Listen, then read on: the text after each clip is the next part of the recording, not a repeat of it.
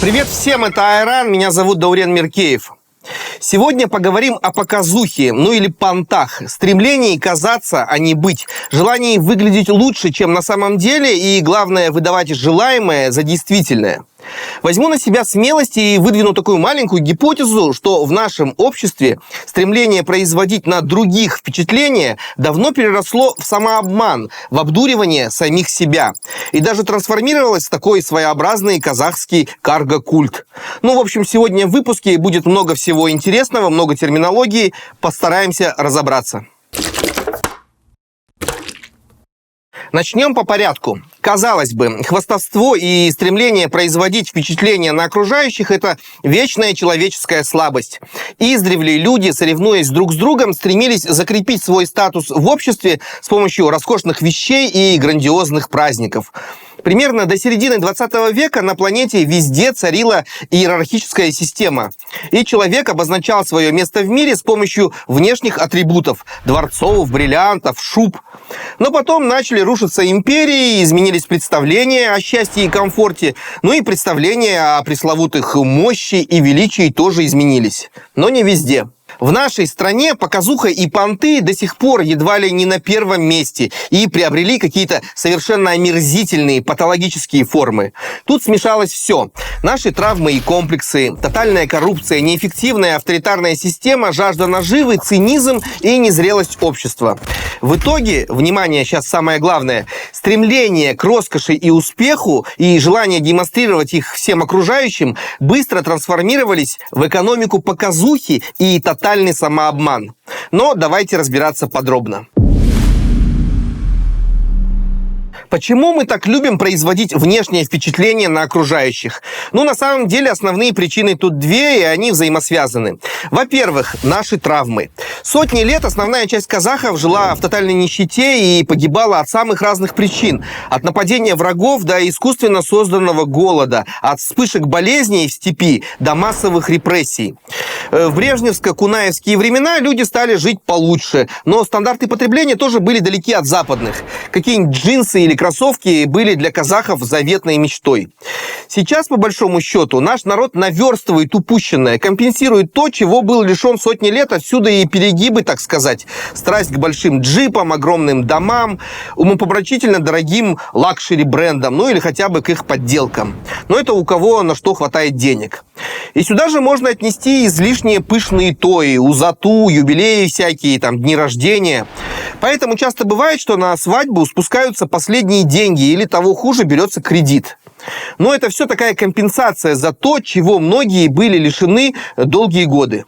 И плюс второй момент. Надо честно признаться самим себе, что пока мы достаточно незрелое общество. Внешние эффекты и то, какое впечатление мы производим на других, все это для нас еще имеет огромное значение. В этом, наверное, нет ничего такого трагического. Чтобы научиться быть, а не казаться, должно пройти время. Все общества проходили этот путь переоценки ценностей. Но всегда ли показное, рассчитанное на внешний эффект, это плохо? Нет. Это может стать основой экономики, быть частью хитрой стратегии по привлечению туристов. Вот возьмите, к примеру, Эмираты. Понты, весь этот лухури-стайл, огромные небоскребы, золотые айфоны. Все это стало частью эффективной экономики, которая уже давно не базируется только на добыче углеводородов. А вот у нас понты и показуха давно превратились в стиль жизни и даже приобрели черты карго-культа. Для начала разберемся, что это такое карго-культ, культ самолета-поклонников. А история такая классная. Во время Второй мировой войны американцы воевали с японцами. Японцы были союзниками Гитлера, как известно. Воевали на островах в Тихом океане. Естественно, любая война – это не только, собственно, боевые действия, но еще и снабжение войск. Поэтому на острова с американских самолетов десантировалось огромное количество самых разных грузов. Палатки, еда, консервы, оружие, одежда, инструменты. Все это предназначалось для американской армии. И, естественно, большая часть всего этого доставалась и жителям островов, которые раньше вообще ничего такого не видели. После того, как война закончилась, сбрасывать грузы со всяким полезным барахлом и едой американцы, естественно, прекратили. Потому что надобность в этом отпала. Военные базы закрылись.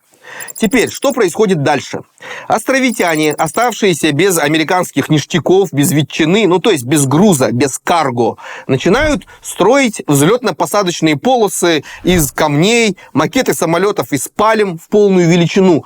То есть повторяют то, что когда-то видели у иностранцев. Вопрос, для чего? Ответ простейший. Для того, чтобы привлечь божественный груз, жратву, одежду, всякие полезные штуки. Этот культ самолетопоклонников в какой-то момент настолько развился, что островитяне начали строить даже диспетчерские вышки, а в них сидели диспетчеры и радисты с наушниками из половинок кокоса. И антенны у них такие из палочек были. В общем, делали все, чтобы призвать волшебный груз с небес. Верили в это. Верили в то, что все эти дары поставляли предки американцев, аруахи, в общем, и только они умеют создавать все эти материальные ценности. Понятно, что никакие ритуалы не помогли, ветчину так и не начали сбрасывать с самолетов снова, и потихоньку на островах этот карго-культ затух. А вот в настоящее время, как гласит выдержка из Википедии, выражение «карго-культ» часто используется в переносном смысле для обозначения ситуации, когда некий человек или общество перенимают и воспроизводят какие-либо практики, по их мнению, ведущие к успеху, но делают это чисто внешне, не понимая их внутренней логики, либо сознательно пренебрегая ею. Но при чем тут мы? И вот тут возьму на себя смелость утверждать, что у нас в 21 веке сформировался свой уникальный казахский карго-культ, в основу которого легла наша страсть к понтам и показухе, которая замешалась еще на совковой привычке наших бюрократов обманывать всех, делать вид, что все хорошо и якобы есть какие-то успехи. Там, где вообще никаких успехов нет, и нужно давно честно признаться в проблемах, проанализировать их, сделать выводы, то есть быть конкурентоспособными и эффективными. Но ничего за последние 30 лет не делалось, потому что поток нефтедолларов и прочих денег от тупой продажи ресурсов позволял всем чиновникам быть абсолютно неэффективными, обманывать население, обманывать руководство страны и даже обманываться самим. И делать все это с помощью огромных, затратных, никому не нужных и изначально коррупционных проектов. То есть, по сути, казахстанские чиновники в 21 веке начали проповедовать карго-культ. То есть воспроизводить, как тут написано в Википедии, какие-либо практики, по их мнению, ведущие к успеху. Но делая это чисто внешне, не понимая их внутренней логики, либо сознательно пренебрегая ею. Давайте на конкретных примерах. Выставка Экспо 2017 в Астане, посвященная энергии будущего. Какая это была лицемерная лживая херня. Страна, которая как наркоман сидит на ресурсной игле, внезапно начала делать вид, что якобы обеспокоена зелеными, экологически чистыми технологиями будущего. При этом в этой стране города продолжают задыхаться от выбросов старых советских заводов. Посмотрите, что в этом году было в Усть-Каменогорске. В этой стране до сих пор абсолютно хищническим способом производится добыча полезных ископаемых, и всем, по большому счету, насрать на экологию. При этом в Астане на народные деньги построили огромный стеклянный шар и провели той на весь мир за несколько миллиардов. Зачем? Затем, чтобы, первое, потешить самолюбие Назарбаева, а второе, украсть побольше народных денег, и третье, всей страной заниматься самообманом. Якобы наша экономика что-то из себя представляет, и мы можем развивать что-то такое высокотехнологичное. Но по сути это были дешевые понты или по-другому такая имитационная практика. Экспо в Астане – это такой самолет из пальм на острове, пустая оболочка, которая лишь имитирует что-то современное, цивилизованное, эффективное. А на деле это просто обертка. И по большому счету непонятно, зачем она нужна. Чтобы обманывать престарелого вождя, может быть, чтобы коллективно заниматься самообманом, или чтобы вызывать дух белых пришельцев, которые после этого сделают нашу экономику эффективной. Ответ, наверное, и то, и другое, и третье. И еще самое главное, чтобы денег украсть на никому не нужных стройках. Ладно, возьмем другой случай. Вот, к примеру, знаменитый Актауский завод планшетов и ноутбуков. Афера была грандиозной. Обещали обещали, что на берегу Каспия появится свое производство. Говорили, что будут выпускать суперсовременные мониторы. Ну а что касается планшетов, то там вообще должна была случиться настоящая технологическая революция. Давайте процитируем материал Tengri News от 28 ноября 2011 года. Значит, первые казахстанские планшеты АККУ появятся в продаже уже во второй половине декабря 2011 года. Об этом рассказал директор Caspia Electronics Александр Павленко. Внимание! Отечественный планшет уже при включении будет отличаться оригинальностью. Высветится взлетающий лебедь, сбоку появится национальный орнамент и зазвучит казахский күй «Сарыарка». Павленко отметил, что название АККУ символизирует любовь и верность. Ну, конечно, взлетающий лебедь – это же самое главное в любом планшете.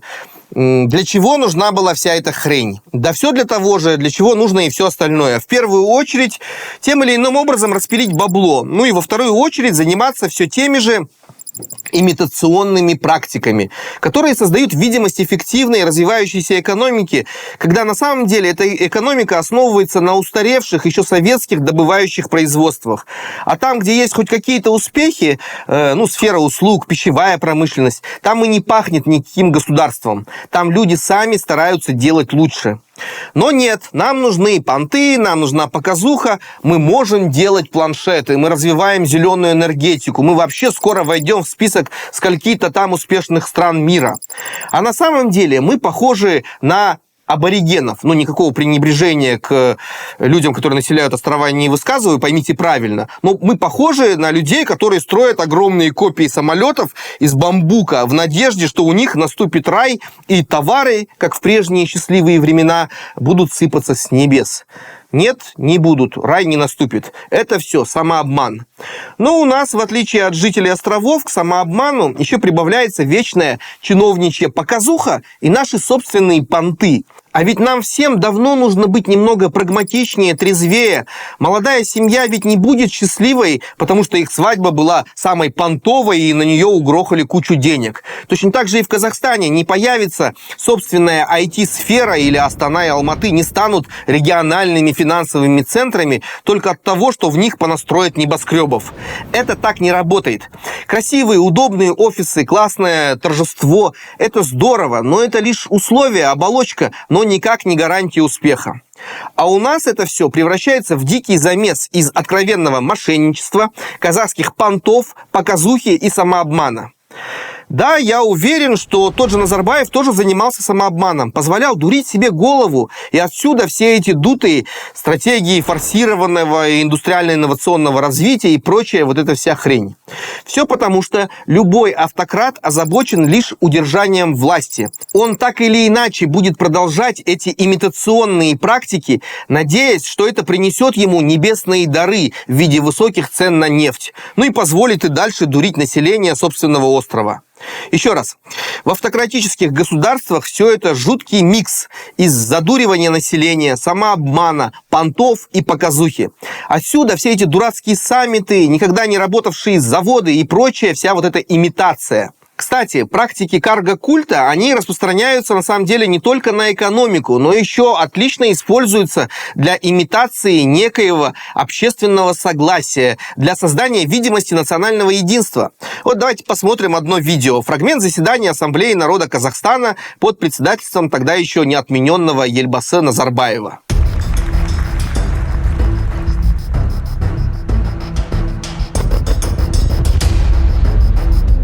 Посмотрели? Что скажете? Не знаю, как вам, но мне от этой фальшивой картинки стало только омерзительно. И поймите правильно, я за дружбу всех народов в нашей стране. Я за то, чтобы у нас не было никаких межнациональных конфликтов. Только проблема в том, что посадить людей, нарядившихся в национальные костюмы, позади престарелого диктатора, это вообще никак не влияет на межнациональное согласие. Это симуляция, имитация, обман, ну и самообман.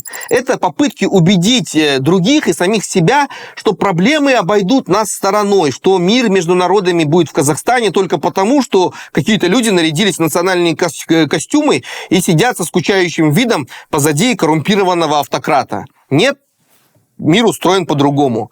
Точно так же семья не будет счастливой только потому, что у них была самая дорогая свадьба. И не будет самой крутой и технологичной компании, если у нее самый красивый небоскреб в центре Астаны. Ну, вон, посмотрите на Казахстан Темиржола. У них один из первых небоскребов столицы. Красота, понты, показуха. И при этом гнилые поезда, отсталая совковая инфраструктура, и вообще у нас компания вот-вот обанкротится. Нам всем давно нужно понять, что пришло время взглянуть правде в глаза и отказаться от самообмана, от дешевых понтов и имитаций разного вида. Мощную экономику делают не саммиты и форумы, точно так же и свидетельствами подлинного межнационального согласия и гражданского общества являются не сборища ряженых людей или пустые фейковые партии и объединения. Хватит покрывать все шоколадом и позолотой, тем более, если внутри все давно сгнило.